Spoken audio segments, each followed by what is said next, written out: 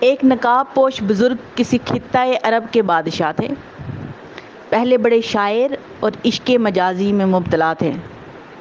حکومت اور ملک کے حریص، نازک طبع اور صاحب جمال تھے۔ عشق حقیقی کی طرف ان کی رغبت ہونے لگی۔ اس کیف و مستی کا ان کے دل پر بڑا اثر ہوا۔ حکومت و سلطنت تلخ محسوس ہونے لگی۔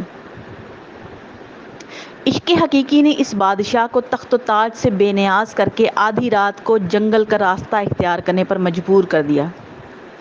کوہ دریا، دشت و دمن سے دیوانہ وار گزرتا ہوا وہ بادشاہ اپنی حدود سلطنت سے نکل کر سرحد تبوک میں داخل ہو گیا۔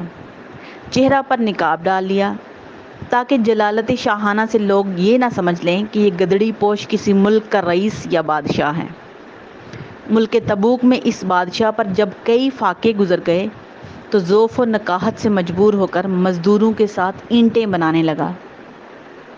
اگرچہ وہ بادشاہ چہرے پر نقاب کیے ہوئے تھا، لیکن اس کے رنگ ڈھنگ سے مزدوروں میں تذکرے ہونے لگے کہ یہ نقاب پوش کسی ملک کا سفیر یا بادشاہ معلوم ہوتا ہے۔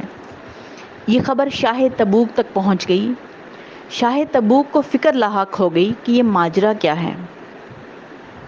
شاہ تبوک نے فوراً سامان سفر باندھا اور اس مزدور بادشاہ کی جھونپڑی میں جا پہنچا اور دریافت کرنے لگا، اے صاحب جمال، آپ اپنے صحیح حال سے مجھے آگاہ کریں۔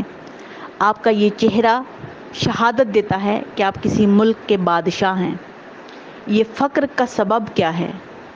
آپ نے اپنی راحت اور سلطانیت کو فقر کی ذلت پر قربان کر دیا۔ اے عالی حوصلہ، آپ کی ہمت پر میری یہ سلطنت تبوک ہی نہیں بلکہ صدہا سلطنتیں قربان۔ مجھے جلد اپنے راز سے آگاہ کیجیے۔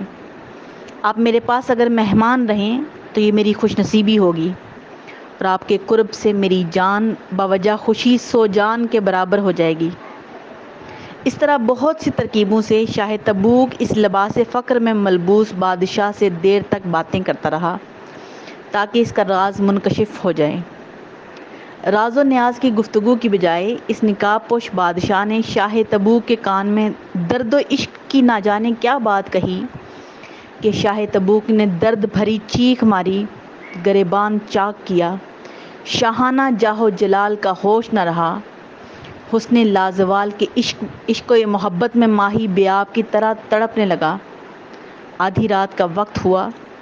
دونوں بادشاہ اس ملک سے نکل کر مالک الملک کی طرف کسی اور علاقے میں چل دیے تاکہ خلقت پریشان نہ کرے اور فراغ قلب سے محبوب حقیقی کی یاد میں مشغولی نصیب ہو۔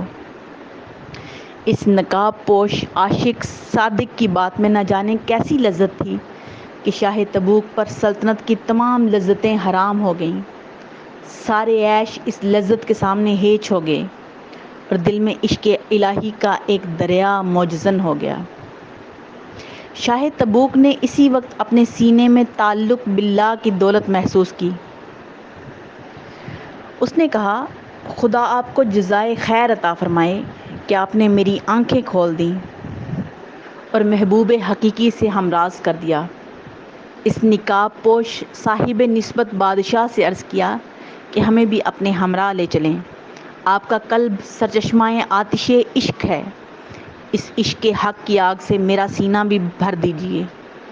سلطنت ترک کر کے آپ کا مزدوروں کے ساتھ اینٹیں بنانا اور لباس فقر میں خستہ حال رہنا اس بات کی دلیل ہے کہ آپ باطن میں کوئی دوسری سلطنت دیکھ چکے ہیں جس کے سامنے ہفتے اقلیم کی سلطنت بھی گرد ہے۔